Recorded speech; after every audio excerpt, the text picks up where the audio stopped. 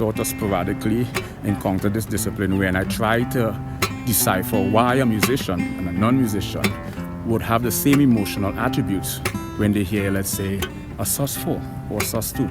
This is no longer cross-disciplinary. This is